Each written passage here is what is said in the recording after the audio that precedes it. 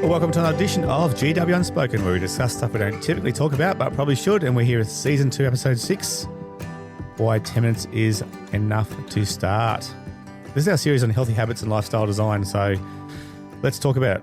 Let's talk about movement. We've done this before. I'm not talking about workouts. I'm not talking about gym memberships or Lycra, but movement as a tool for mood, emotional regulation, and mental clarity. And by God, we all need that, don't we? You know? Have you ever said to yourself, I know exercise helps, but I just don't have the energy to start it? Well, guess what? This episode is exactly for you. And here's the good news. You don't need an hour. You don't need motivation. You need 10 minutes. Speaking about that, how many times have you said that? I'm just not motivated to move. Well, today you actually understand that movement creates motivation for everything in life. So you just have to get out and do it. And that's the tough bit. Now, look, you're the hero of this story. You want to feel calmer, clearer, more stable emotionally. But often you probably feel flat, your patience is thin, and stress builds really quickly.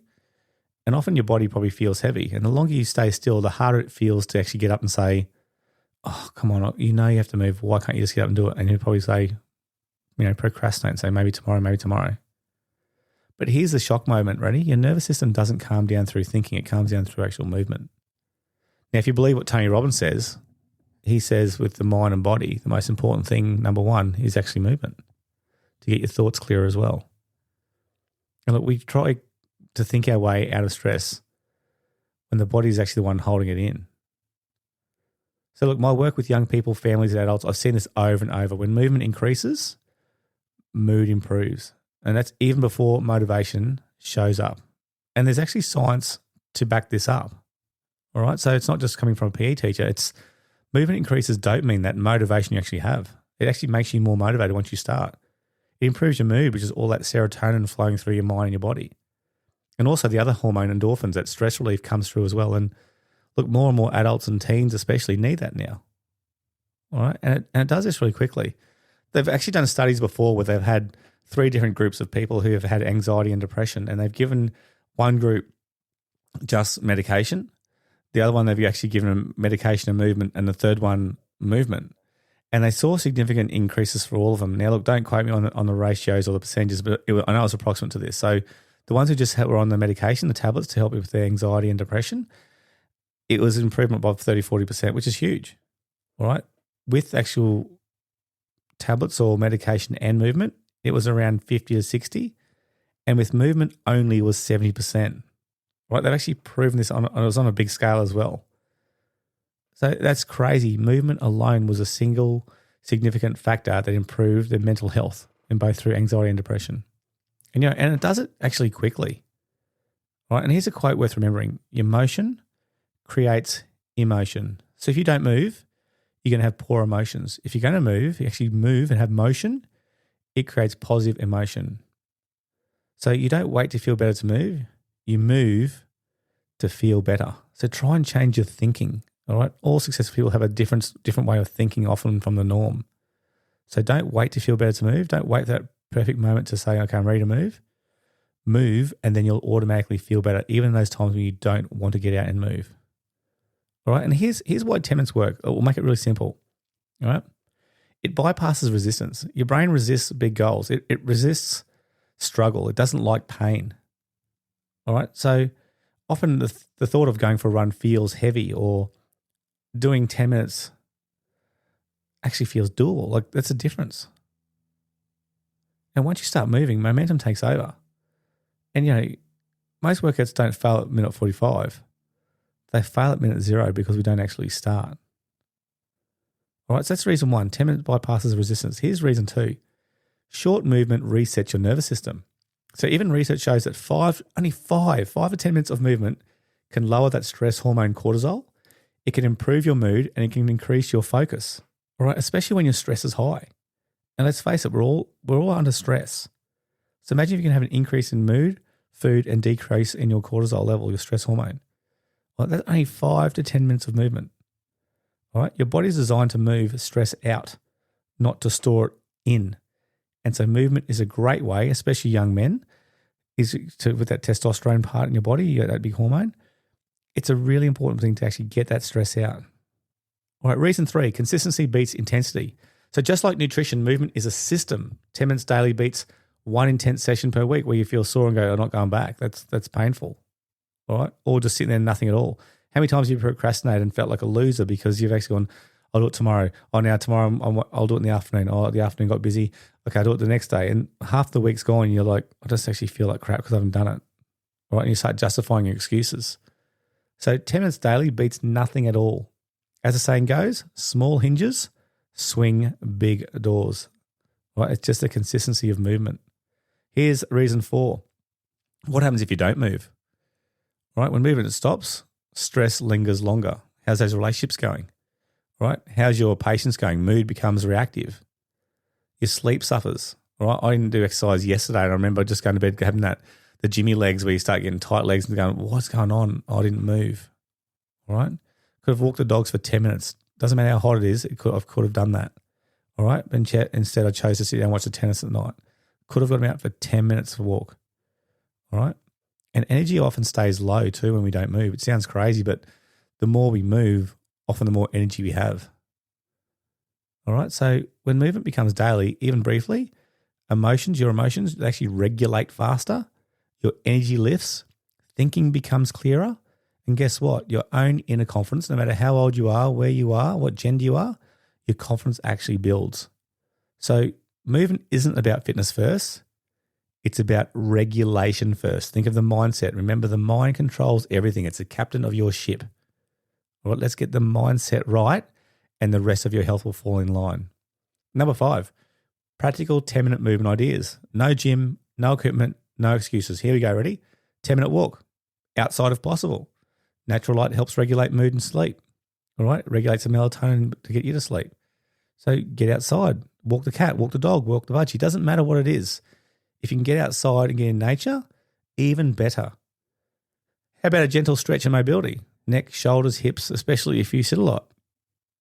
All right? Put some music on while you do that. Have a stretch. How about play-based movement? The amount of times that people would come to me because I was head of wellbeing or a senior experienced PE teacher, so I want to get really fit. I've got formal coming up, for example. How do I become fit? I know I'm supposed to probably run. I'm supposed to, do the rower, do the bike, swim, all those big endurance activities. I'd say, no, if you don't like doing those, don't do that because you won't be consistent. You'll stop doing it. All right, unless you're in the 5% of the population, keep doing things through the mud, hard stuff every single day that you don't like. What's something you love? And they go, oh, well, I love basketball. Or you've got a friend you can play basketball with? Yeah. How about do some one-on-one? How about shoot some hoops? If you like footy, kick a footy on the oval. All right, throw a frisbee. When I was out north teaching in Normanton, I remember there was no one I really knew there. So hot as hell, 90% humidity, probably about 38 to 39 degrees. And after work, probably around 5:30, I'd go down the oval and grab a footy and pretend I was playing a game and kick 40-20s or kick drop goals. And then when I was exhausted from that, I'd take some place kicks at goal and try and kick some conversions because I love playing footy. So even as by myself, I was running, chasing the ball, putting the bomb up, catching it, running and catching it. Right? The amount of calories I would have burnt doing that would have been huge and actually having fun at the same time. All right? How about some functional movement? If you clean, if you do the garden, if you carry the groceries, movement is movement. You hear all these parents out there going, well, I'm going to get my kids to actually do some housework. Why not? All right? And again, as I said before, music and movement. Put on a song. However your body wants to move, just do it. Dance in the kitchen. If you do that, you'll actually feel good. Every bit of movement counts. So just remember that. So when can you use movement for mood?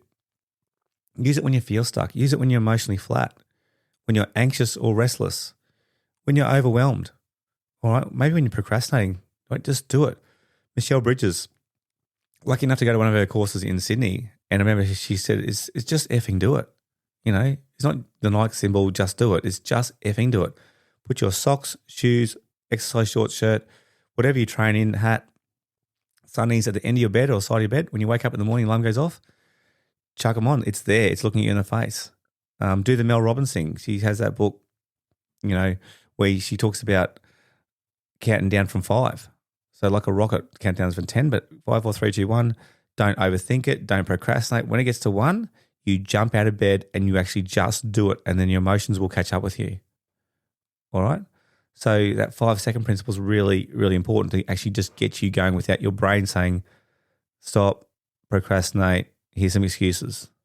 All right? Movement is often the fastest intervention available. All right, transformation. Imagine this. Instead of waiting for motivation, you move first. Instead of sitting with stress, you walk it out. Instead of overthinking, you regulate through action. 10 minutes actually becomes a pattern and a routine. All right? Patterns become habits, and habits change how you feel and how you show up. It's a lifestyle design, but also how you see yourself. And that mental transformation is huge. And everybody can do this. Everybody can do this. All right? So take a moment to reflect. Here's your journal prompts for today. Remember, what gets measured improves. So please write these down and answer these honestly for yourself. So ask yourself, when I feel low or overwhelmed, do I usually move or do I usually shut down? And be honest about that. Number 2, what type of movement actually feels good to my body? So write that down. What feels good to your body right now when you actually do move? What makes you feel all those endorphins coming through your body when you actually exercise? All right. And where could you realistically add 10 minutes of movement into your day right now? So all those people who work night shifts and late shifts and have to get up early and, can you sacrifice 10 minutes or 15 minutes, 5 minutes to get ready, 10 minutes to go? Can you sacrifice 15 minutes a day somewhere or change something? Can you change a scroll? Can you change some kind of meal patterning where you're cooking dinners or whatever? And I'm not saying take away food. I'm just saying, can you change some kind of pattern where you can actually add 15 minutes, all right, couple minutes to get ready, 10 minutes to walk or run or whatever you're going to do, and a couple minutes to have a shower or change back. 15 minutes a day out of 24 hours, all right? Even if you sleep for 7 or 8 hours, which you're supposed to, can you find 10 minutes in a day between that 16-hour time slot? I'm sure you can find that, all right? Even try this one. All right, try this.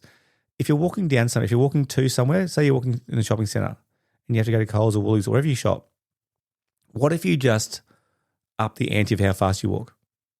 What if you walked 1.5 times faster than you normally walk? You actually feel more endorphins. I'm not talking about walking stupid and gaining attention to yourself. You don't want that. I'm talking about what if you made your walk brisker? All right. What if you're going to go to the car and no one's around and you actually decide to jog that 10 or 15 minutes to the car? All right. What if you just do those little tiny things daily, 10 or 15 times a day? All right. There's your extra 10 minutes. Okay, it's not difficult. But next time we're going to talk about sleep and what matters. And we've touched on this before, but we're talking about why sleep is not laziness and how poor sleep can hijack our mood and our focus as well. Because remember, we're talking about neuroscience, our brains here. We're going to talk about simple ways to protect rest in a very, very busy world where often we'll say how busy we are, and that's supposed to correlate to how important we are, right? And it actually doesn't. We actually miss out on the things that we actually need in our life. So look, thanks for joining me on GW Unspoken. Remember, you don't need to move more. You don't. You just need to start smaller. Move first and your mood will follow.